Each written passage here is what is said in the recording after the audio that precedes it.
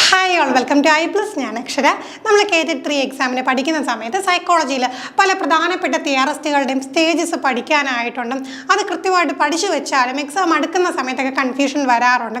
അപ്പോൾ നമുക്കൊന്ന് റിവൈസ് ചെയ്യാനായിട്ട് ഡീറ്റെയിൽ ആയിട്ടുള്ള കാര്യങ്ങളല്ല, റിവൈസ് ചെയ്യാനുള്ള പാകത്തിൽ അല്ലെങ്കിൽ പഠിച്ചു തുടങ്ങുന്നവർക്ക് ഏകദേശം എന്താണ് ആശയം എന്ന് കിട്ടാൻ വേണ്ടിയിട്ടുള്ള ഒരു സെക്ഷനാണ് നമ്മൾ ഇന്ന് എടുക്കാനായിട്ട് പോകുന്നത്.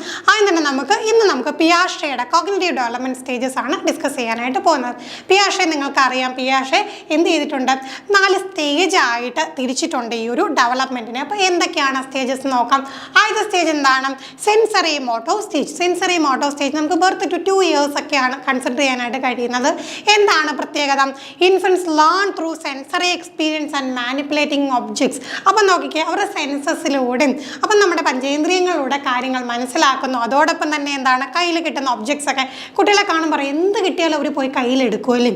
അപ്പോൾ അതിപ്പം എന്താ, അവർ കളിക്കാനുള്ള കളിപ്പാട്ടങ്ങളാവട്ടെ അല്ലെങ്കിൽ ഒരു വണ്ടാവട്ടെ, എന്തിനു കിട്ടിയാലും അവരെടുത്ത് കയ്യിൽ വെക്കും. അപ്പോൾ അവരെന്താണ്, സെൻസറി എക്സ്പീരിയൻസിലൂടെയും അതോടൊപ്പം ഈ ഒബ്ജക്ട്സ്, കയ്യിൽ കിട്ടുന്ന ഒബ്ജക്ട്സ് അതുപയോഗിച്ചുമാണ് അവർ ലോകത്തെക്കുറിച്ച് മനസ്സിലാക്കുന്നത്. അപ്പോൾ കീ ഡെവലപ്മെൻറ്റ് അവിടെ പ്രധാനമായിട്ട് ചോദിക്കാറുണ്ട്. ഒബ്ജക്റ്റ് പെർമനൻസ് ആണ്. എന്താണ് ഈ ഒബ്ജക്റ്റ് പെർമനൻസ്? ഒരു വസ്തു നമ്മുടെ മുൻപിൽ ഇല്ലെങ്കിൽ പോലും അത് എക്സിസ്റ്റ് ചെയ്യുന്നു എന്നുള്ളൊരാശയം. സ്ഥിരം പരീക്ഷയ്ക്ക് ചോദിക്കുന്നത് ഏത് സ്റ്റേജിൽ കിട്ടുന്നു? ഈ ഒരു സ്റ്റേജിലാണ് കിട്ടുന്നത്. അമ്മ മുമ്പിൽ ഇല്ലെങ്കിൽ പോലും അമ്മ എന്നുള്ള ഒരു വ്യക്തി ഉണ്ട് എന്നുള്ള കാര്യം അത് കുട്ടി മനസ്സിലാക്കുന്ന സ്റ്റേജ് ഏതാണ്? സെൻസറി മോട്ടോറാണ്. രണ്ടാമത്തെ സ്റ്റേജ് എന്താണ്? പ്രീ ഓപ്പറേഷനാണ്. 2 to 7 years എന്ന് പറയാം. Children begin to use language and think symbolically.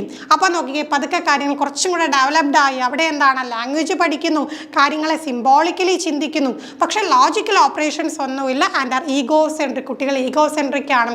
അവർക്ക് അവരുടെ കാര്യങ്ങൾ മാത്രമേ അറിയത്തുള്ളൂ.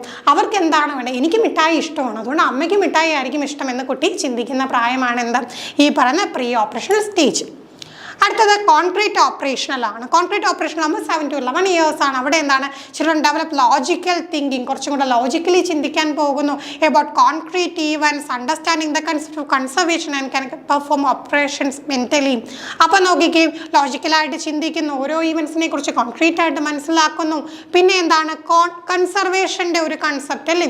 അപ്പോൾ എന്താണ് ഈ അതായത് ഒരു സംഗതി ഇപ്പം നമ്മൾ ഒരു പരന്ന പാത്രത്തിലെടുത്താലും ഒരു നീളമുള്ള പാത്രത്തിലെടുത്താലും തുല്യമായിട്ട് തന്നെ ഇരിക്കും എന്നുള്ള സംഗതി അവർ ആ ഒരു സ്റ്റേജിലാണ് വരുന്നത്. പിന്നെ അവർ ഓപ്പറേഷൻസ് മെയിൻലി ചെയ്യാൻ പഠിക്കുന്നു. ദെൻ ഫോർമൽ ഓപ്പറേഷൻ സ്റ്റേജാണ്. 12 വയസ്സ് മുതൽ ഇങ്ങോട്ട് ഫോർമൽ ഓപ്പറേഷനാണ്. എന്താണ്, അബ്സ്ട്രാക്ട് തിങ്കിങ് എമർജസ്. അവർ അബ്സ്ട്രാക്റ്റ് ആയിട്ട് ഉള്ള കാര്യങ്ങൾ, അതായത് നേരിട്ട് കണ്ടിട്ടില്ലാത്ത കാര്യങ്ങൾ പോലും അവർക്ക് ചിന്തിക്കാൻ കഴിയുന്നു. അതോടൊപ്പം എന്താണ്, ഹൈപ്പോത്തറ്റിക്കൽ ആയിട്ടുള്ള റീസണിങ്, ടെൻറ്റേറ്റീവ് സൊല്യൂഷൻസ് കണ്ടെത്താനും പ്രോബ്ലം സോൾവിങ്ങിനും അവർക്ക് സാധിക്കുന്നു. അപ്പോൾ ഇത്രയാണ് നമുക്ക് പിയാഷെയായിട്ട് ബന്ധപ്പെട്ട് അറിയാനുള്ളത്. അടുത്ത തിയറിസ്റ്റിൻ്റെ ഐഡിയാസ് എന്താണ് നമുക്ക് അടുത്ത ക്ലാസ്സിൽ ഡിസ്കസ് ചെയ്യാം. Thank you.